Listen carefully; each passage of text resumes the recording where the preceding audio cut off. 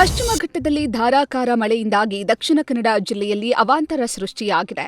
ಬಂಟ್ವಾಳದ ರಾಯಿ ಎನ್ನುವಲ್ಲಿ ಮನೆಯ ಬಳಿಯ ಕಾಲುವೆ ದಾಟುತ್ತಿದ್ದ ವೇಳೆ ರಾಯಿಯ ಪಂಚಗೋಡಿ ನಿವಾಸಿ ಜೀವನ್ ಪಿಂಟೋ ಎನ್ನುವವರು ಕೊಚ್ಚಿ ಹೋಗಿದ್ದಾರೆ.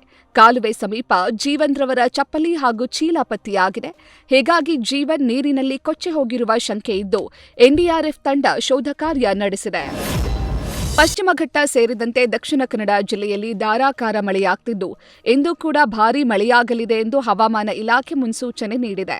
ಇದರಿಂದ ಎಚ್ಚೆತ್ತ ಜಿಲ್ಲಾಡಳಿತ ಮುಂಜಾಗ್ರತಾ ಕ್ರಮವಾಗಿ ಇಂದು ಶಾಲಾ ಕಾಲೇಜುಗಳಿಗೆ ರಜೆ ಘೋಷಣೆ ಮಾಡಿದೆ.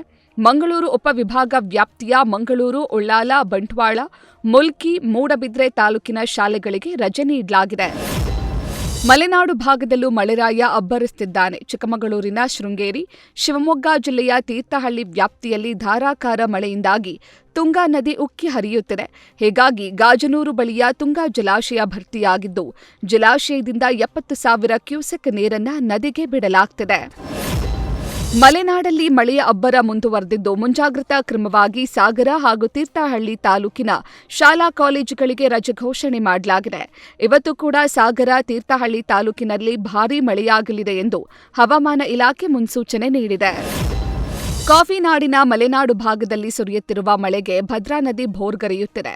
ಎನ್ಆರ್ಪುರ ತಾಲೂಕಿನ ಬಾಳೆಹೊನ್ನೂರು ಬಳಿಯ ಹೊಳೆಬಾಗಿಲು ಭಾಗದಲ್ಲಿ ಮಳೆಯ ಆರ್ಭಟಕ್ಕೆ ನದಿಯಲ್ಲಿ ನೀರಿನ ಮಟ್ಟ ಏರಿಕೆಯಾಗಿದೆ. ಇದರಿಂದ ನದಿ ಪಾತ್ರದ ಸುತ್ತಮುತ್ತಲಿನ ಅಡಕೆ ತೋಟ ಹಾಗೂ ಗದ್ದೆಗಳು ಜಲಾವೃತವಾಗಿವೆ. ಜೊತೆಗೆ ಲಕ್ಷಾಂತರ ರೂಪಾಯಿ ಮೌಲ್ಯದ ಬೆಳೆ ನಾಶವಾಗುವ ಭೀತಿ ಎದುರಾಗಿದ್ದು ನದಿ ಪಾತ್ರದ ರೈತರು ಕಂಗಾಲಾಗಿದ್ದಾರೆ. ದೇವರನಾಡು, ಕೇರಳಂ ಸೇರಿದಂತೆ ಕಾವೇರಿ ಜಲಾನಯನ ಪ್ರದೇಶದಲ್ಲಿ ಧಾರಾಕಾರ ಮಳೆ ಮುಂದುವರೆದಿದೆ. ಇದರಿಂದ ಕಾವೇರಿ ನದಿಗೆ ಅಪಾರ ಪ್ರಮಾಣದ ನೀರು ಬರ್ತಿದೆ.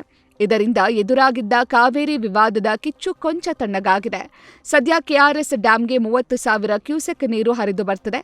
ಇದರಿಂದ ಜಲಾಶಯದ ಮಟ್ಟ ಏರಿಕೆ ಕಂಡಿದ್ದು 124.80 ಅಡಿ ಗರಿಷ್ಠ ಮಟ್ಟದ ಡ್ಯಾಂನಲ್ಲಿ ಸದ್ಯಕ್ಕೆ 98.80 ಅಡಿ ನೀರು ಇದೆ. ಸದ್ಯ ಕೆಆರ್ಎಸ್ ಡ್ಯಾಂನಿಂದ 1,819 ಕ್ಯೂಸೆಕ್ ನೀರನ್ನು ನದಿಗೆ ಹರಿಬಿಡಲಾಗ್ತಾ ಇದೆ. ಮಹಾರಾಷ್ಟ್ರದ ಪಶ್ಚಿಮ ಘಟ್ಟದಲ್ಲಿ ಭಾರೀ ಮಳೆಯಾಗ್ತಿರುವ ಕಾರಣ ಕೃಷ್ಣಾ ನದಿಗೆ ಅಪಾರ ಪ್ರಮಾಣದ ನೀರು ಬಿಡಲಾಗ್ತಾ ಇದೆ. ಇದರಿಂದ ಚಿಕ್ಕೋಡಿ ತಾಲೂಕಿನ ಕುಡಚಿ ಉಗಾರ ಸೇತುವೆ 2ನೇ ಬಾರಿಗೆ ಬಂದ್ ಆಗಿದೆ.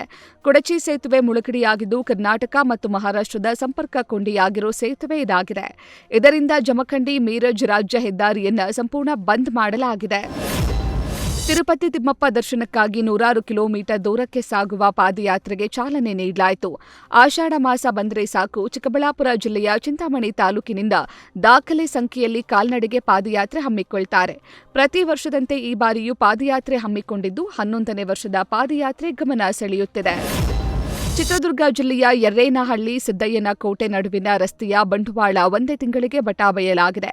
ಪಿಡಬ್ಲ್ಯೂಡಿ ಇಲಾಖೆಯಿಂದ 1.5 ಕಿಲೋಮೀಟರ್ ರಸ್ತೆಯ ನಿರ್ಮಾಣಕ್ಕೆ ಕೋಟ್ಯಾಂತರ ರೂಪಾಯಿ ಹಣ ಖರ್ಚು ಮಾಡಿ ರಸ್ತೆ ನಿರ್ಮಾಣ ಮಾಡಿದ್ರು. ಆದರೆ ಗುತ್ತಿಗೆದಾರ ಕಳಪೆ ಕಾಮಗಾರಿ ಮಾಡಿದ್ದಾನೆಂದು ಅಸಮಾಧಾನ ಹೊರಹಾಕಿದ್ದಾರೆ. ಮಂಡ್ಯದಲ್ಲಿ ಕಾವೇರಿಗಾಗಿ, ಇತ್ತ ಚಿಕ್ಕನಾಯಕನಹಳ್ಳಿಯಲ್ಲಿ ಹೇಮಾವತಿಗಾಗಿ ಹೋರಾಟ ಶುರುವಾಗಿದೆ. ತುಮಕೂರು ಜಿಲ್ಲೆಯಲ್ಲಿ ಮಳೆ ಕೈಕೊಟ್ಟಿರುವ ಕಾರಣ ಬರದ ಛಾಯೆ ಆವರಿಸುತ್ತಿದೆ. ಮುಂಗಾರು ಮಳೆ ಕೈಕೊಟ್ಟಿದ್ದು ಕೆರೆ ಕಟ್ಟೆಗಳಲ್ಲಿ ನೀರಿಲ್ಲದೆ ತೆಂಗು, ಅಡಿಕೆ ಬೆಳೆ ಒಣಗುತ್ತಿದೆ. ದನಕರುಗಳಿಗೆ ಕುಡಿಯಲು ನೀರಿಲ್ಲದೆ ಪರದಾಡುವಂತಾಗಿದೆ. ಹೀಗಾಗಿ ಕೆರೆಗಳಿಗೆ ಹೇಮಾವತಿ ನೀರು ಹರಿಸುವಂತೆ ಆಗ್ರಹಿಸಿ ತಾಲೂಕು ಕಚೇರಿ ಎದುರು ಅನ್ನದಾತರು ಅಹೋರಾತ್ರಿ ಪ್ರತಿಭಟನೆ ಮಾಡುತ್ತಿದ್ದಾರೆ.